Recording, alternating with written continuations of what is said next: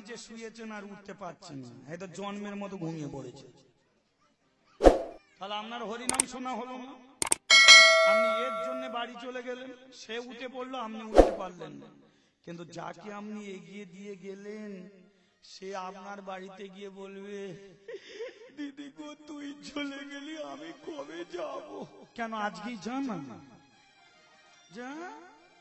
ওর জন্য কালকে তোর হরিনাম শোনা হয়নি, আর মরে যেতে বলছিস দিদি আমি কবে যাব? তাহলে মা গো তার আপনি উপকার করলেন, সে কি আপনার সঙ্গে যাবে? কেউ তো কারো নয় এ কথাটা সত্য, বুঝেও বোঝে না মন। একবার দুহাত তুলে বলুন নিতাই গৌর হরি হরি বল। কেউ তো কারো নয় এ কথাটা সত্য, বুঝেও বোঝে না মন, তুমি যে অনিত।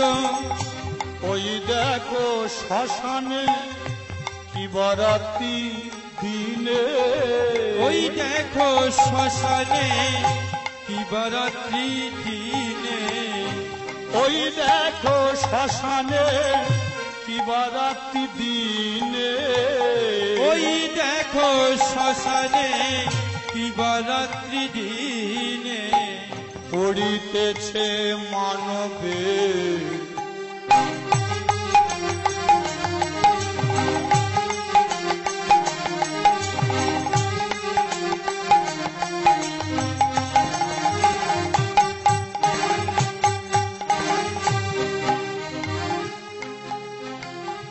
পড়িতেছে মানবে যত অহংকার। হরি বল মনে রে, হরি হরি হরি হরি বল হরি বল হরি রে আমার। হরি বল মনে রে আমার। গঙ্গা যমুনা সরস্বতী, গঙ্গা যমুনা সরস্বতী, গঙ্গা যমুনা সরস্বতী, গঙ্গা যমুনা সরস্বতী, চল রে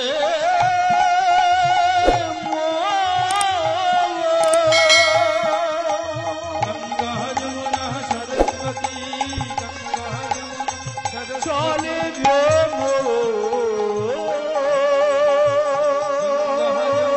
সরস্বতী, গঙ্গা যমুনা সেই ত্রিবেণী সঙ্গ চল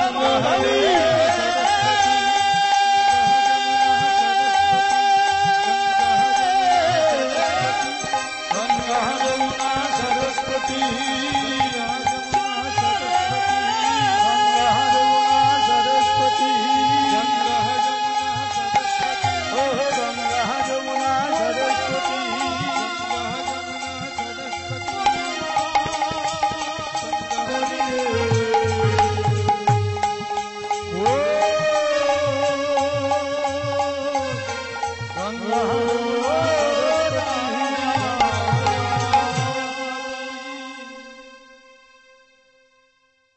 তাহলে হলিয়া গ্রাম থেকে চৈত্র মাস শেষ হতে 4 দিন মাত্র বাকি আছে।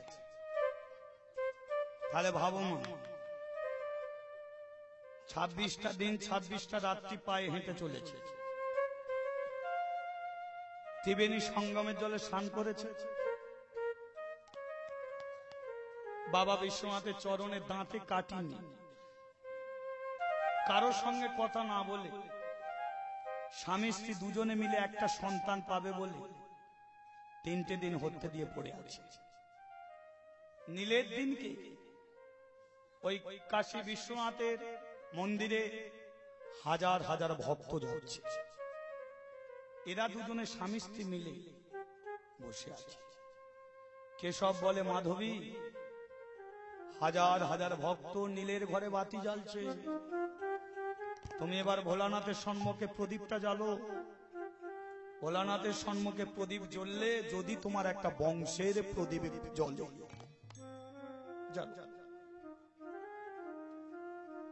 নীলের ঘরে বাতি দিয়ে ভক্তরা যে যার বাড়ি চলে গেছে। কিন্তু এর তো যাবার রাস্তা নেই, কোথায় যাবে? মন্দিরেই বসে আছে। ভোর রাত্রির দিকে ভগবানের কথা মতে এক সন্ন্যাসী এসে দাঁড়িয়েছে। মাধব কেশব, মাধব কেশব। যেই সন্ন্যাসী বাবার দিকে দৃষ্টি রেখেছে চমকে উঠেছে।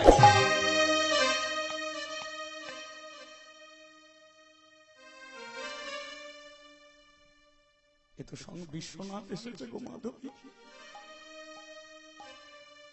দেখেছ আমাদের কৃপা করার জন্য সঙ্গে ভোলানাথ সন্ন্যাসীর বেশ ধরে এসে দাঁড়িয়েছে। জীবন আমাদের ওরে ও মাধবী কেশব, একটা সন্তান পাওয়ার জন্য হলিয়া গ্রাম থেকে এলি। সন্ন্যাসী বাবা আপনি জানলেন কি করে? ওরে আমাকে কেউ জানাতে হয় না, আমি জেনে যাই। তবে যা ফিরে যায়, এত কষ্ট করে যখন এসেছিস একটা সন্তান পাবি।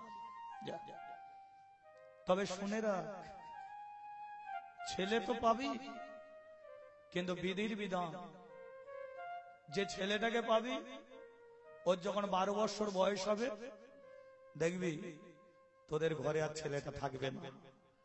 ও তোদের সংসার ছেড়ে সারা জীবনের মতো চলে যাবে। মাধবী সন্ন্যাসী চরণ দুখানি জড়িয়ে ধরেছে। সন্ন্যাসী বাবা আপনি কি বললে?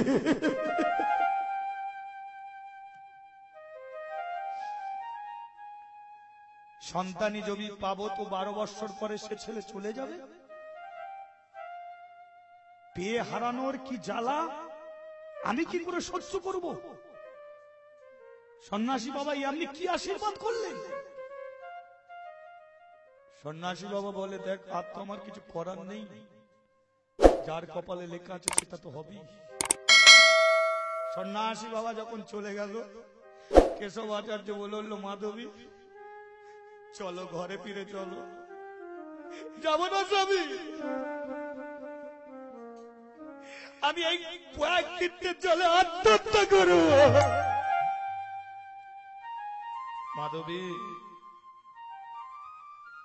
শান্ত হও মাধবী, 12 বছর অনেক বাকি। একটা ছেলেটাকে যদি আমরা মন প্রাণ দিয়ে যদি ভালোবেসে থাকি না, তাহলে হয়তো ছেলেটা আমাদের ছেড়ে নাও যেতে পারে। শান্ত হও, চলো ফিরে চলো।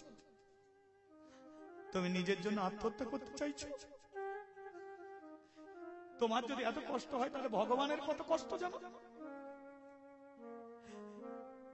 ভগবান জন্মের আগে 6টা ভাইকে পাপিষ্ঠ কংস মেরে দিয়েছিল। তাহলে ভগবানের কত কষ্ট। তুমি মানুষ হয়ে জন্মেছ, এ মর্তের মাটিতে সুখ আছে, দুঃখ আছে, আনন্দ আছে, সব আছে। ভাগ্যে যেটা লেখা আছে সেটা হবেই হবে। আর বিধির বিধানকে লঙ্ঘন আমরা করতে পারি। ছেলেটাকে যদি আমরা মন প্রাণ দিয়ে ভালোবাসতে পারি, তাহলে ছেলেটা হয়তো নাও যেতে পারে। আমাদের কথা ভেবো না মাধবী, যে ভগবান তোমাকে নিয়েছে সেই ত্রিভুবনী সঙ্গমে, সেই ভগবানের কথা ভাবো।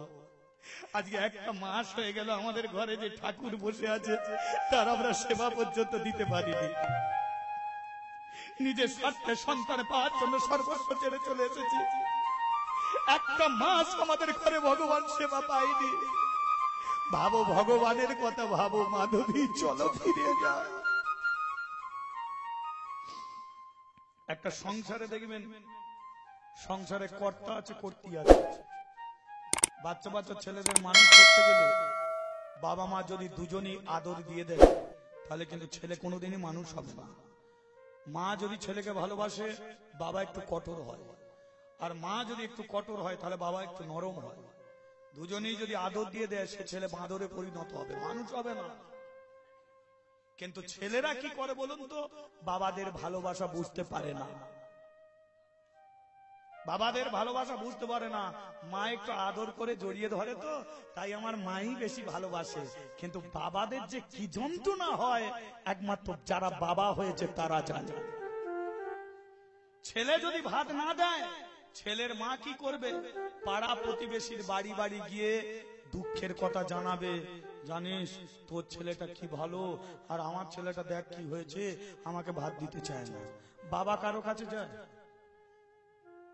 এই দুঃখের কথা জানাতে বাবা কারো কাছে যাবে? কারো কাছে যায় না। নিজের স্ত্রীকে পর্যন্ত সান্ত্বনা দেয়, দুঃখ করছো কেন, আমি তো এখনো বেঁচে আছি, ছেলে যা পারে করুক না কেন, ছেলের ভাত খাবার আশায় আমি বসে নেই, আমি তোমাকে এই সংসারে নিয়ে এসেছি, যত কষ্ট হোক যত দুঃখ হোক আমি তোমাকে শেষ দিন পর্যন্ত তোমার ভাত কাপড় অন্ন দিয়ে যাব। স্ত্রীকে পর্যন্ত সান্ত্বনা দিচ্ছে। তাহলে বাবারা কি কাঁদে না? তাদের ভেতরে কি যন্ত্রণা হয় না? হয়। তারা যে যন্ত্রণায় কেঁদে ফেলে সেটা কেউ দেখতে পায় না। সবাই যখন ঘুমিয়ে পড়ে তখন ওই বাবা একা দেখবেন ঠাকুর ঘরে গিয়ে ঠাকুরকে জানাচ্ছে, ঠাকুর কি হলো, ঠাকুর কি হলো, ঠাকুর কেন তুমি আমার ছেলেটাকে এমন করে দিলে? আমার কথা শুনতে চায় না, ওর মায়ের কথা শুনতে চায় না। আমি দুদিন পরে মরে যাব, কিন্তু যাকে আমি এই সংসারে নিয়ে এসেছি তার কি করতে হবে? তাকে তুমি দেখো ঠাকুর, তাকে তুমি দেখো। বাবা সান্ত্বনা দেয়। বাবাদের ভালোবাসাটা তুষের আগুনের মতো। তুষে আগুন দিলে দেখবেন আগুনটা কেউ দেখতে পায় না, কিন্তু ধোঁয়াটা দেখতে পায়। ওটা ধোঁয়া যখন আছে তার মধ্যে আগুন আছে। আর মায়েদের ভালোবাসা শুকনো তাল পাতার আগুনের মতো। শুকনো তাল পাতা একটু আগুন দিলে দেখবেন দাপাত করে চলে ওঠে। তদ্রূপ মা কেঁদে আকুল হয়ে গিয়ে তার ভেতরে যন্ত্রণাটাকে কমিয়ে দেয়। বাবার যন্ত্রণা কমে না, তুষের আগুনের মতো দীপ দীপ করে জ্বলে যায়। সেই মাধব কেশব আচার্য মাধবীকে সান্ত্বনা দিল, চলো ঘরে ফিরে চলো। 1 মাস বেরিয়েছিল, আবার 1 মাস পরে ঘরে ফিরল। ভগবানের কথা কোনোদিন মিথ্যা নয়। পৃথিবীতে যত আছে নগর আদি গ্রাম সর্বত্র প্রচারিবে মোর এই কৃষ্ণ নাম। ভগবান যা বলে তা ফলে যায়। এই যে ভগবান দৈববাণী করে বলে দিল, হলো ঠিক তাই মা। ঠিক দিন ঠিক সময় মাধবীর কোল আলো করে, শুভ দিনে শুভক্ষণে বিধির বিধানে, শুভক্ষণে বিধির বিধানে, শুভ দিনে শুভক্ষণে বিধির বিধানে, শুভ দিনে শুভক্ষণে বিধির বিধানে, পুত্র সন্তান লোভিল জনম, জনম পুত্র সন্তান লোভিল জনম, পুত্র সন্তান লোভিল জনম, জনম পুত্র সন্তান লোভিল জনম। মায়ের আনন্দ ধরে না,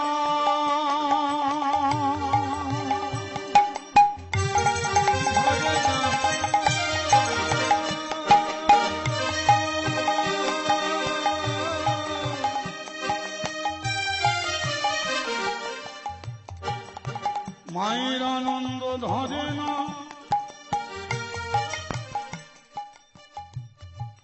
বাস্তবটাকে লক্ষ্য করে দেখবে, 10 বছর 12 বছর যদি সন্তানাদি না হয়, তারপরে যদি সন্তান পায়, বাবা মার মনে একটা পরম আনন্দ হয়। আনন্দ হয় না? সেই আনন্দে পাড়া প্রতিবেশীকে ডাকে, ওই ছেলেটাকে দেখে আসবি আর মিষ্টি খেয়ে আসবি। মিষ্টি খাওয়াই তো। পাড়া প্রতিবেশীরা কি করে, ও দিদি ছ যাইছে, না রে দিদি বড় কাজ আছে, বল তুই দেখে চল না ছেলেটাকে, ছেলে যা পারে দেখা হবে, দুটো মিষ্টি খাওয়া তো হবে। পাড়া প্রতিবেশীরা দেখতে যায়। ছেলের মা কি করে? ছেলের মা কি করে? ছেলেটাকে কোলে করে নিয়ে বসে আছে। যেই আসে তাকে দেখি বলে, দেখেছিস দিদি, বাপের মুখ যেন কেটে বসিয়ে দিয়েছে। মিষ্টি খাওয়া হলো, মিষ্টি খাওয়া হলো। এবার তারাই রাস্তা দিয়ে যখন হাঁটে উল্টো কথা বলে, ছেলেটাকে দেখেছিস, পিচ রাস্তা যে